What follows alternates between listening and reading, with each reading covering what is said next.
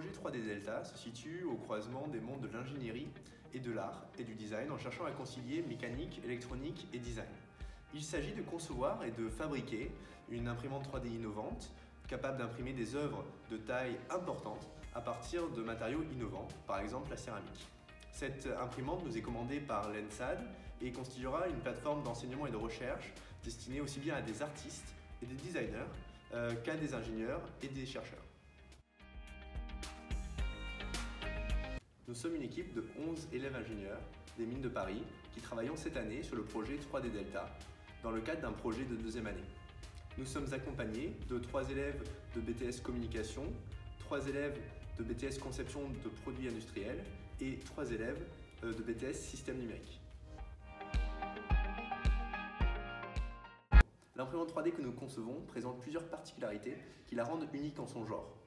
Tout d'abord, son fonctionnement dit en delta, les bras qui supportent la tête montent et descendent afin de lui permettre de se déplacer.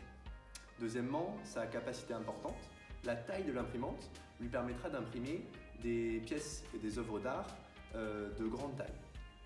Troisièmement, son plateau contrôlé oriental.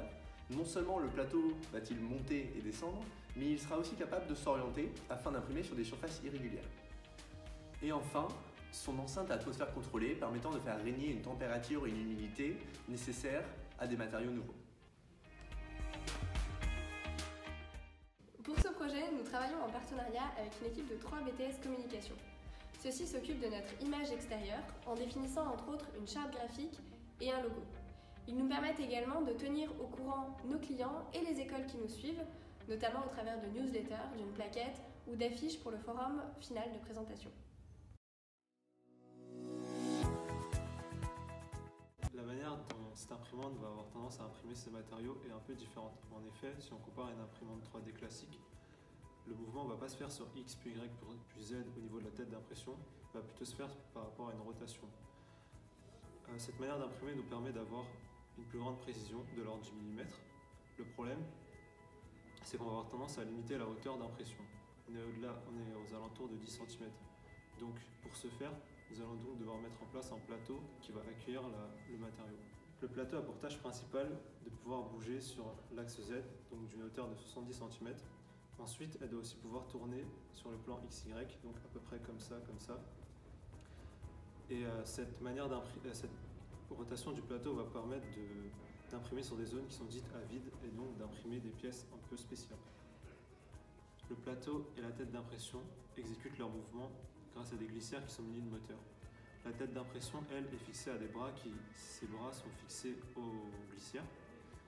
Et donc la tête d'impression est statique par rapport aux bras, mais elle va avoir tendance à se mouvoir selon un plan XY seulement. Le plateau est lui fixé à 3 liaisons. Ces 3 liaisons sont spéciales. Il y a une liaison ponctuelle, une liaison rotule et une liaison linéaire annulaire. C'est ces 3 liaisons qui vont ensemble nous permettre d'avoir un mouvement de rotation de 30 degrés par rapport au plan XY, donc par rapport à l'horizontale. Également, le plateau doit pouvoir supporter une charge maximale de 20 kg. Suite aux différentes discussions que nous avons avec le client et en prenant en compte ce qui avait déjà été fait l'année dernière, nous nous sommes concentrés principalement sur le plateau.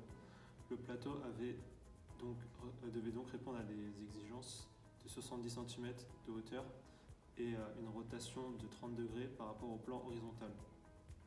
Donc après avoir fixé ces exigences, nous nous sommes lancés sur la conception. On a décidé de faire une maquette CATIA pour pouvoir avoir une idée visuelle de ce que doit faire le plateau. Et ensuite, après avoir fait cette partie conception, on a essayé de faire des cas limites pour déterminer les dimensions que pouvaient prendre nos différentes pièces. Et enfin, nous sommes passés à la fabrication.